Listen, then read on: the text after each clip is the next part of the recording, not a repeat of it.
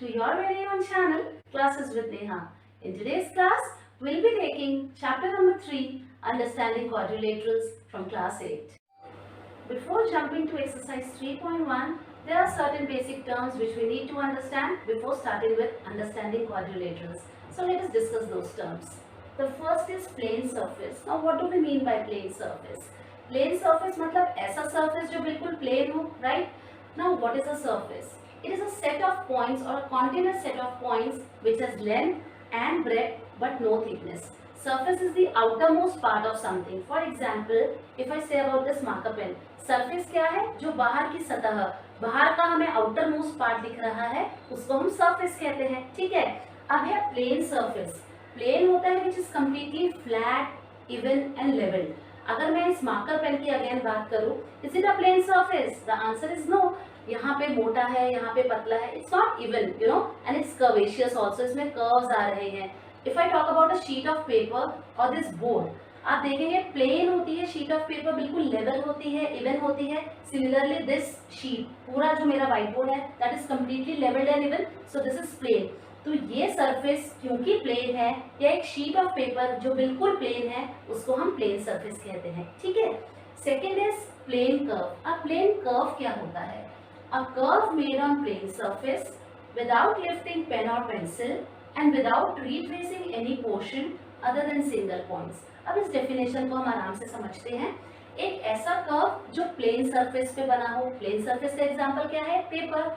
अब ऐसा कर्व जो हमने पेपर पे बनाया हो, बिना पेन पेंसिल को उठाए और किसी भी पोर्शन को या पार्ट को रिट्रेस ना करा हो. रिट्रेस मतलब दोबारा उस पे पेन या पेंसिल ना चलाई हो, एक्सेप्ट द सिंगल पॉइंट्स, उसको हम क्या कहते हैं? Plane curve. इसके एग्जांपल्स डिस्कस कर लेते हैं.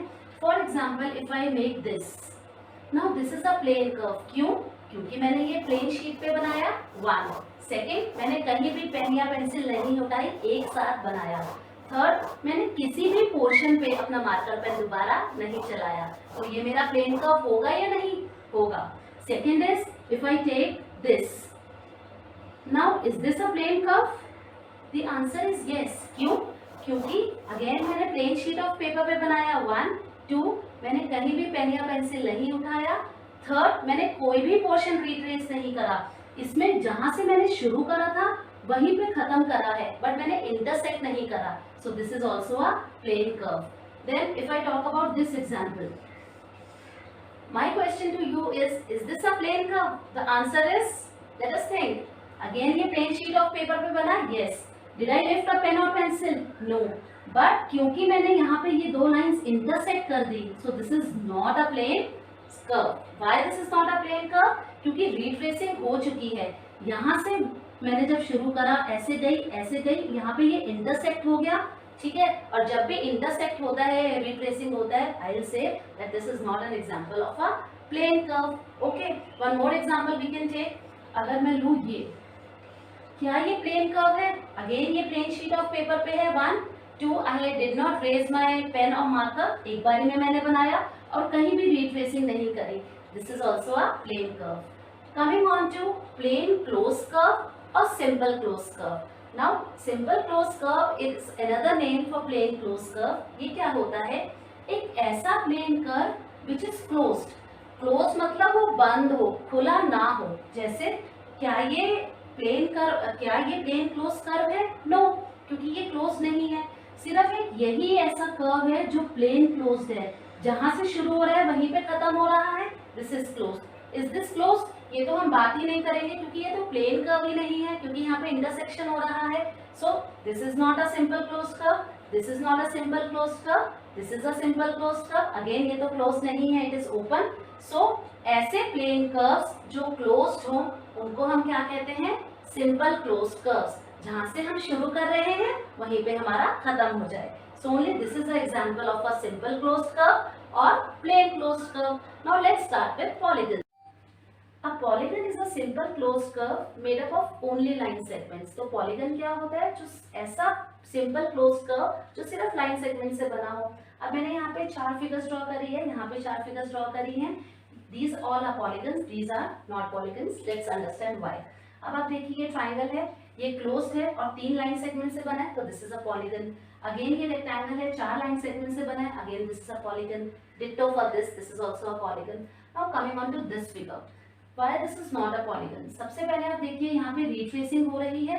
रीट्रेसिंग मतलब वो प्लेन कर्व ही नहीं है, और पॉलीगन के लिए कंडीशन क्या है, एक ऐसा सिंपल क्लोज कर्व जो खाली लाइन सेगमेंट से बना हो, और सिंपल क्लोज कर्व जो होता है उसको प्लेन कर्व भी होना जरूरी है। अभी मैंने आपको बताया simple close is a plane curve, ठीक है। तो पॉलीगन होने के लिए क्या क्या 2 कंडीशन होनी चाहिए, वो प्लेन कर्व भी होना चाहिए और सिंपल क्लोज भी होना चाहिए, तभी आगे पॉलीगन होगा। क्योंकि यहाँ पे रिट्रेसिंग हो रही है, प्लेन कर्व नहीं है, तो पॉलीगन तो ये हो ही नहीं सकता। अब सेकंड केस डिस्कस करते हैं। इसमें ये भी लाइन सेगमेंट है, ये भी लाइन सेगमेंट है, ये भी लाइन सेगमेंट है, बट ये कर्व है, और मैंने आपको बताया था पॉलीगन एक ऐसा क्लोज कर्व है जो सिर्फ और सिर्फ किससे बनता है, लाइन सेगमेंट से। ये कर्व क्या लाइन सेगमेंट है, नहीं है, तो इसलिए ये पॉलीगन नहीं है। दिस, ये क्यों पॉलीगन नहीं है, क्योंकि सबसे पहले मैंने आपको बताया it has to be simple close. क्या ये क्लोज्ड है, यहाँ से कोई भी जा सकता है ना अंदर, तो ये क्लोज नहीं है, तो ये पॉलीगन भी नहीं होगा but natural. Last but not the least is this figure. Again this is not a polygon, क्यों, क्योंकि ये प्लेन कर्व नहीं है। प्लेन कर्व क्यों नहीं है, क्योंकि इंटरसेक्टिंग हो रही है, और जब प्लेन कर्व ही नहीं है तो आगे हमें कुछ सोचने की जरूरत ही नहीं है।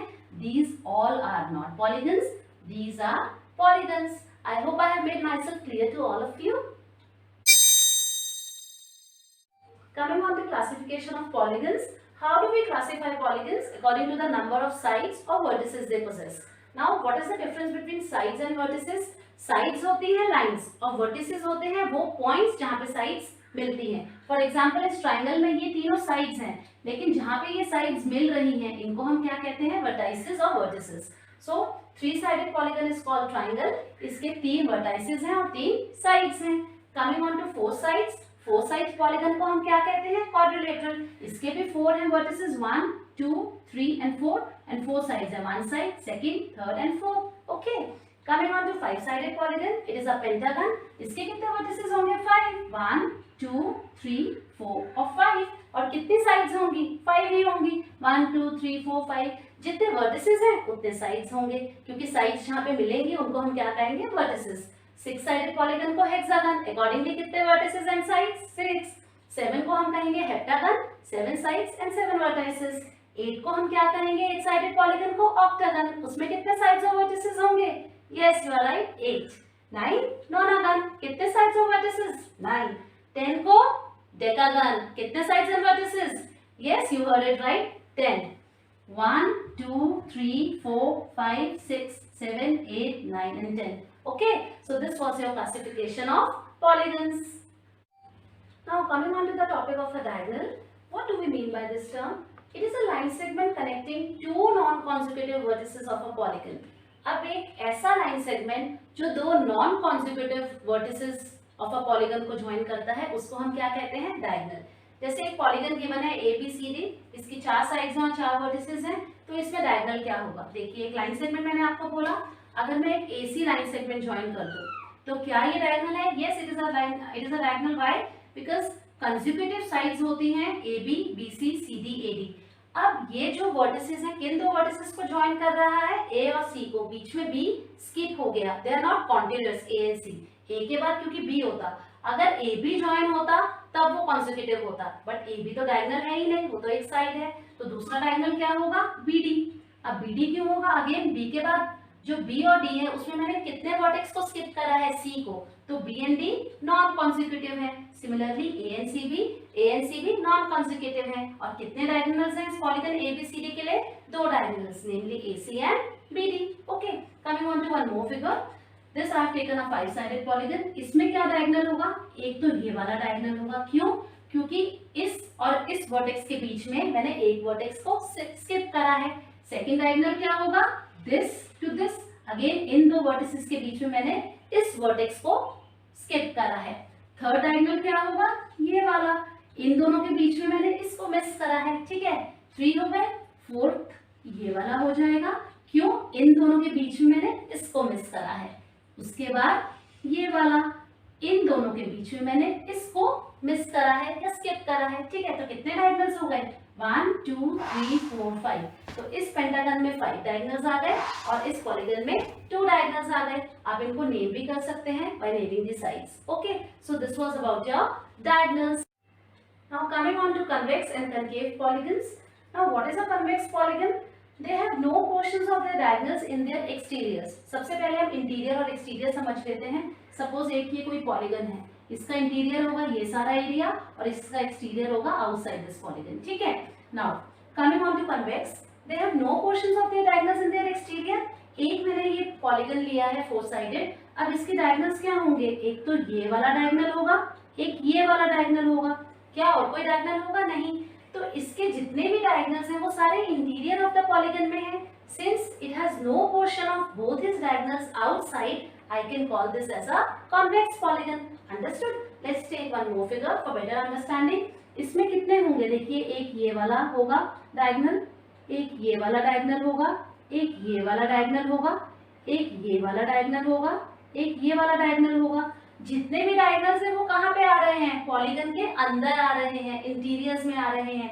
कोई भी पॉलीगन से बाहर नहीं जा रहा है। सो दोनों के दोनों एग्जांपल्स किसके हैं? Convex polygon. Okay, understood? Now coming on to concave polygons.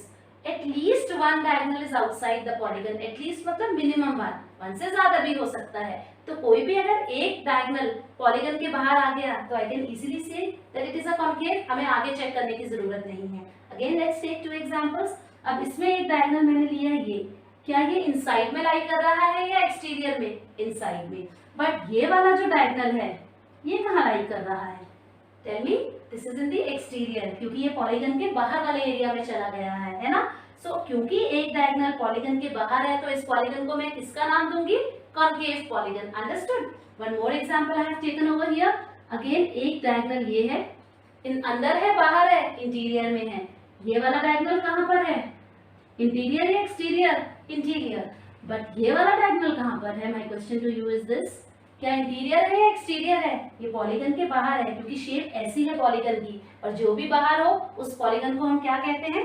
Concave polygon. So convex polygon में सारे डायगोनल्स कहाँ पे होंगे? अंदर। और कॉन्केव में सारे डायगोनल्स कहाँ पे होंगे? एटलीस्ट वन डायगोनल कहाँ पे होगा? बाहर होगा। सो this was about convex and concave polygons. Now we will discuss what are regular and irregular polygons. A regular polygon is both equiangular and equilateral. Equiangular means equal angles. जब सारे angles equal होते हैं तो हम इसको क्या कहते हैं? Equiangular.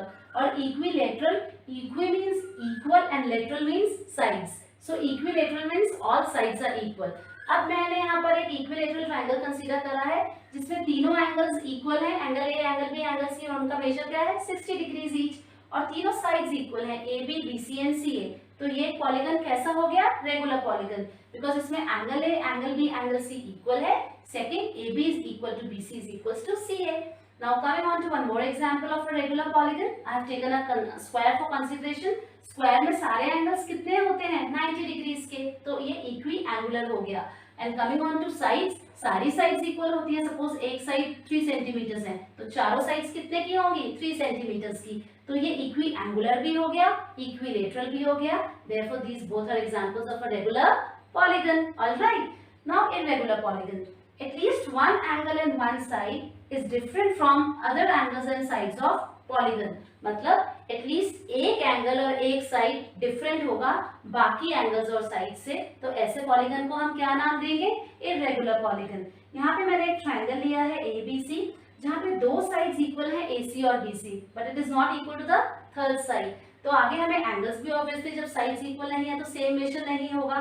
So this will be N example of a irregular polygon. Second I have taken is a rectangle ABCD। यहाँ पे आप देखें AD और AB तो इक्वल नहीं है, ऑपोजिट साइड्स इक्वल हैं, लेकिन ये और ये तो आपस में इक्वल नहीं है। आगे हमें चेक करने की जरूरत है ही नहीं, बिकॉज एक साइड तो एक साइड से डिफरेंट हो गई। I told you at least one side has to be different from the other sides. तो आगे हमें चेक करने की जरूरत नहीं है। This is an example of a irregular polygon. यहाँ पे again I have taken one pentagon. इसमें कितने हमारे कितने एंगल्स और साइड्स डिफरेंट होंगे? आप देखिए, ये लेंथ डिफरेंट है, ये लेंथ डिफरेंट है, ये लेंथ इसकी लेंथ से डिफरेंट है। Again this is an example of a irregular polygon. I hope I have made myself clear